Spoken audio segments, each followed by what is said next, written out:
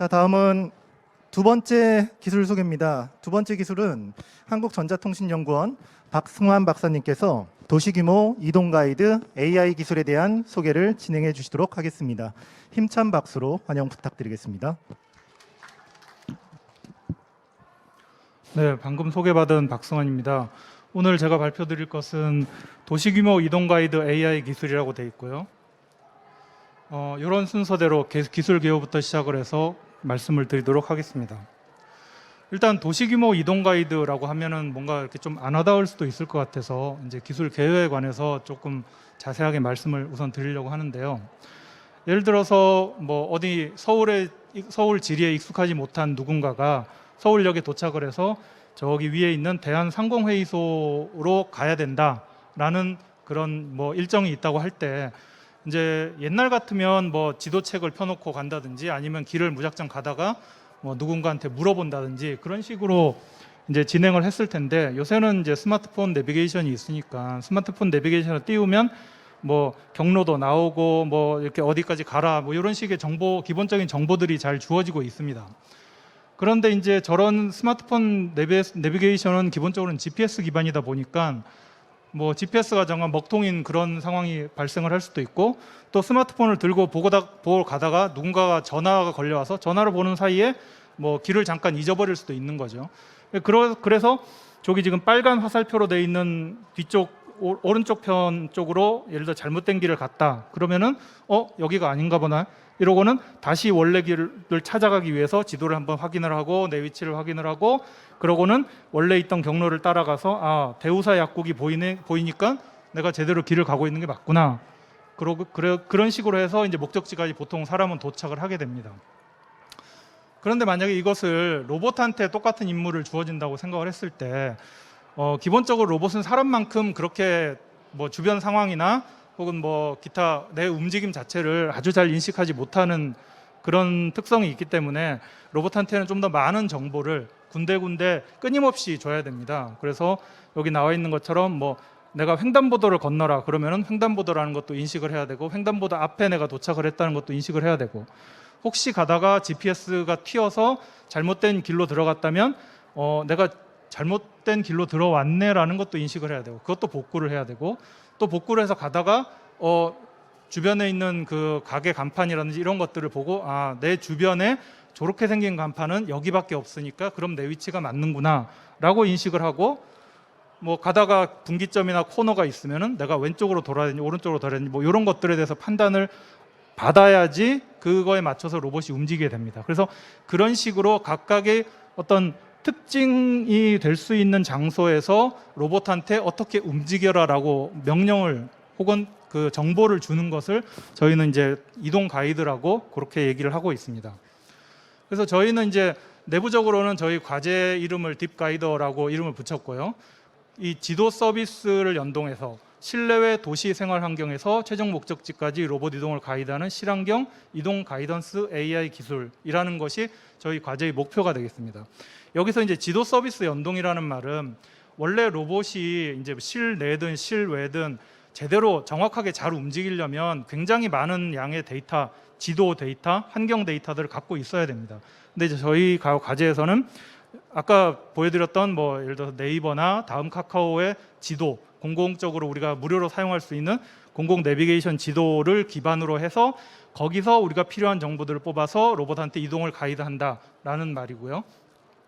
그래서 그 기본적인 경로 정보는 공공 내비게이션 서비스로부터 받고 그 다음에 내가 지금 길을 제대로 가고 있는지 잘못된 길을 가고 있지 않는지 그런 것들에 대한 판단은 여기 나와 있는 것처럼 길 구조 방향이라든지 아니면 간판이나 로고 같은 걸 포함하는 POI 혹은 시멘틱 객체 그 다음에 로봇이 바라보고 있는 영상에서의 특징점들을 기준으로 해서 내가 기존에 갖고 있던 스트리트 뷰, 그러니까 거리 뷰 이미지 같은 거랑 비교를 한다든지 그 다음에 내가 다음번 교차로에서 우회전을 해야 된다. 그럼 내가 교차로에 접근을 하고 있는지 혹은 교차로를 지났는지 그런 것들에 대한 정보들을 다 수집을 해서 이거를 총합해서 로봇한테 이제 줄 이동 가이드 명령을 생성을 하게 됩니다. 그래서 이런 하나하나의 것들을 저희는 위치 단서라고 얘기를 하고요. 이 위치 단서들을 때에 따라서 각각의 웨이트들을 달리해 주어가면서 최종적인 위치 값과 상황값을 결정을 해서 그걸 바탕으로 이동 가이드 명령을 생성해서 이쪽 오른쪽에 나와 있는 것처럼 예를 들어 로봇이 갈 수 있는 길, 어느 방향으로 가야 되는지, 횡단보도를 건너야 되는지 말아야 되는지 하는 것들을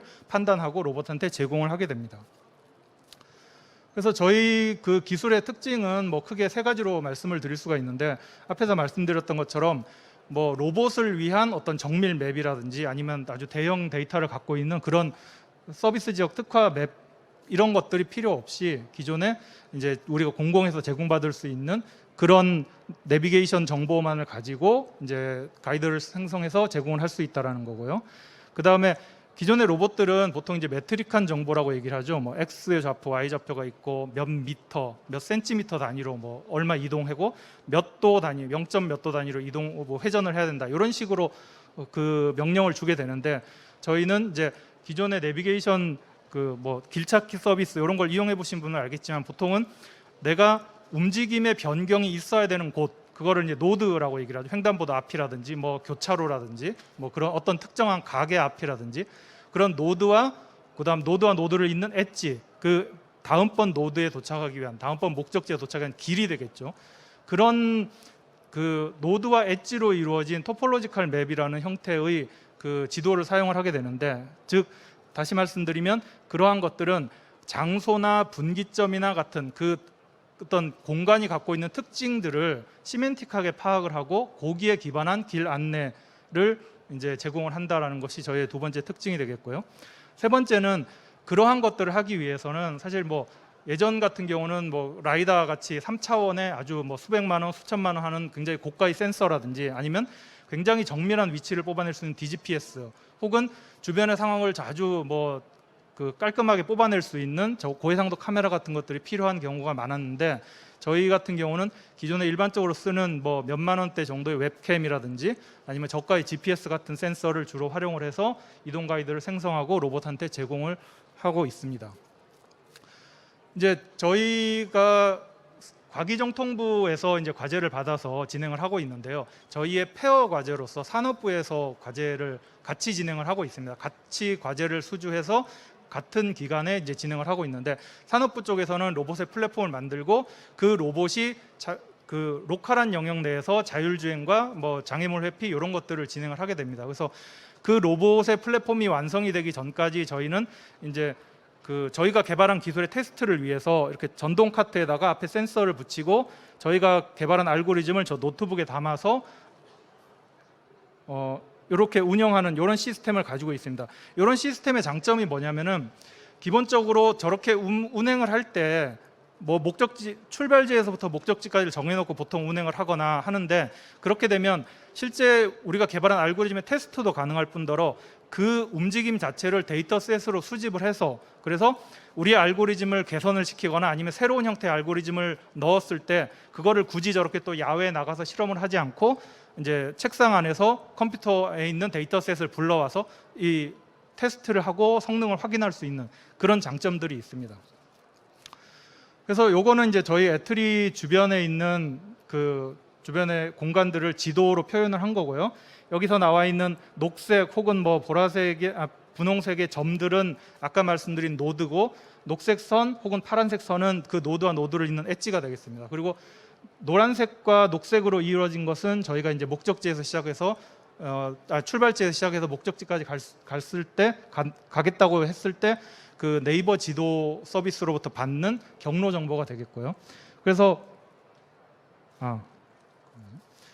이제 저희 같은 경우는 여기 옆에 있는 것처럼 교차로 인식, 인도 좌우 위치 인식, 스트리트 뷰 매칭, POI 인식 같은 위치 단서들을 다 조합을 해서 제일 왼쪽에 있는 안내 메시지, 저런 형태의 안내 메시지를 생성을 하고 저거를 로봇한테 제공을 하면 이제 산업부 쪽에서는 그 메시지를 받아서 로봇에 적합한 그 제어 명령을 내리는 그런 형태가 되겠습니다. 그래서 아까 말씀드렸던 그 몇 가지 위치 단서들을 조금 구체적으로 말씀을 드리면, 이제 첫 번째는 상호 간판 인식이 되겠습니다. 이제 일반적으로 상호 간판 인식 같은 경우는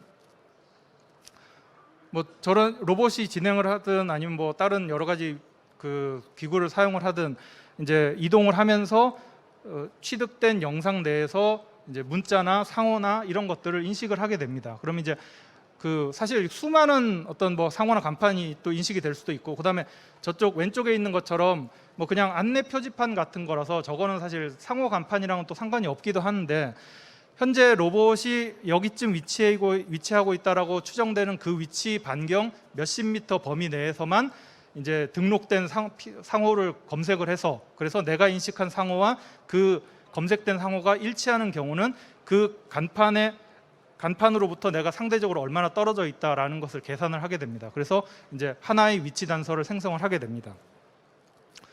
요거는 이제 인터섹션, 그러니까 교차로 인식이라고 하는데요.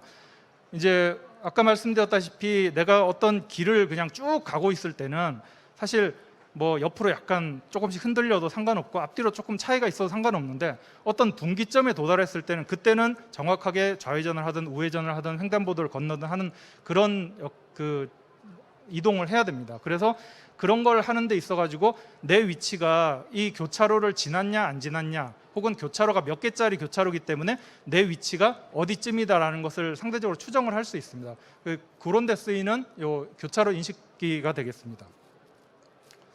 그다음에 이제 스트리트 뷰 매칭은 이제 잘 아시겠지만 우리가 보통 이제 그 내비게이션 네이버나 다음 카카오 지도 같은 걸 보면 로드 뷰 이미지가 있잖아요. 그걸 이제 스트리트 뷰 이미지라고 그렇게도 얘기를 하는데, 요거는 이제 지금 여기 그림에 오른쪽 편에 있는 것처럼 자동차가 해당 도로를 주행을 하면서 그때 그 위치에 맞는 그 영상을 저장을 해서 제공을 합니다.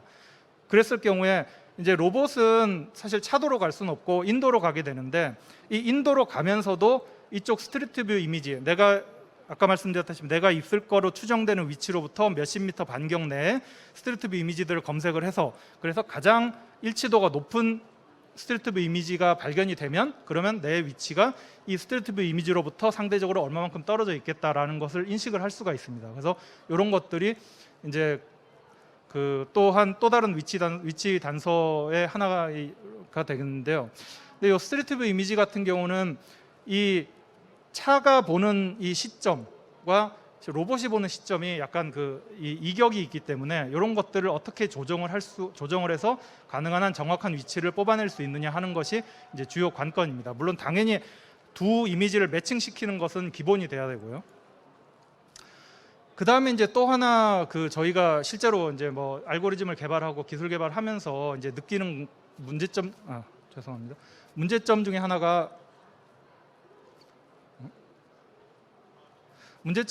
뭐냐면은 자동차 내비게이션 같은 경우는 자동차가 가는 도로는 딱 정해져 있습니다. 중앙선을 기준으로 오른쪽 편 도로를 항상 그 라인을 따라서 간다는 것을 가정하고 그러고는 내비게이션 안내를 해줍니다.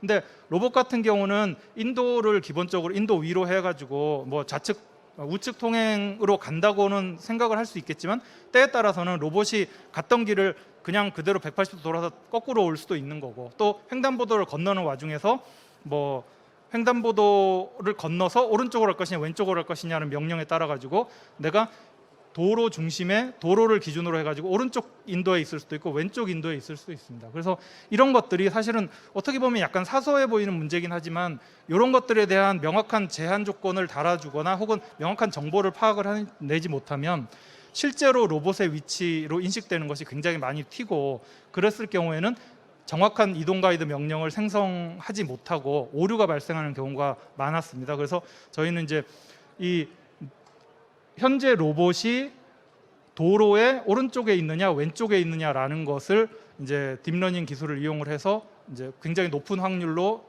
정확하게 인식을 하는 이런 기술들을 개발을 하였습니다. 또 요거 같은 경우는 저희가 작년 하반기에 저기 봉은사에서부터 저 코엑스 동문까지 오는 그 경로를 설정을 하고, 그 다음에 거기서 이제 저희의 기술이 어느 정도 좀 잘 적응을 하는지 적용이 되는지 그런 것들을 테스트해 보기 위해서 이제 시험한 결과를 보여드리고 있습니다. 그래서 밑에 이제 오른쪽 편에 쭉 있는 것들이 아까 앞에서 말씀드렸던 위치 단서 기술들의 여러 가지 것들이 실제로 어떻게 보여지는지를 나타내 주고요. 제일 왼쪽에 있는 것이 로봇한테 최종적으로 전달이 되는 그런 이동 가이드 명령이 되겠습니다. 그래서 실제로 이제 동문까지 갈 때 뭐 GPS 신호가 가끔 튀기도 하고 뭐 비슷하게 잘 맞기도 하고 그렇지만, 이제 우리가 생각하는 그 노드에 로봇이 잘 위치해 있다는 것을 볼 수 있었습니다. 이제 저희 과제도 앞에서 소개하셨을 때 말씀드린 것처럼 이제 그 공개 소프트웨어 과제입니다. 그래서 2019년부터 시작해서 올해까지 이제 마지막 차년도로 해서 과제를 진행을 하고 있고요. 그래서 저희가 개발된 모든 소스들을 GitHub 그 리포지터리에 다 저장을 해놨습니다. 그래서 누구나 저기 접속을 해서 필요하다면 소스를 다 다운받아서 뭐 여러 가지 뭐 테스트를 해보거나 분석을 해보실 수 있을 거라고 생각이 듭니다. 그래서 여기 밑에 있는 것처럼 이재영 책임연구원이 이제 저희 과제 책임자가 되시고요. 그래서 뭐 2번 부스에서 저희가 이제 조금 있다가 상담을 진행을 하겠지만 그 이외에도 혹시 뭐 문의가 있거나 그러면은 저기 A10번 부스에서 지금 전시를 하고 있고요. 내일까지. 그리고 그 이외의 시간에는 저기에 맞는 연락처로 연락을 주시면 감사하겠습니다. 네, 발표 경청해 주셔서 감사드립니다. 예, 책임님 발표 감사드립니다.